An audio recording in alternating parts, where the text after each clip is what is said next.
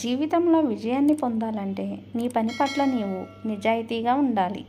నువ్వు ఎంత గొప్పవాడివి అనే దానికంటే ఎంత దయగలవాడివి అనేదే ముఖ్యమైన విషయం. చాలాసార్లు నీ డబ్బు నీ తెలివి కంటే నీ దయ ఎదుటివారి హృదయాన్ని నింపగలదు. విజయాన్ని పొందే వారి పెదవులపై ఎప్పుడు ఈ రెండు విషయాలు ఉంటాయి. ఒకటి మౌనం, రెండవది చిరునవ్వు.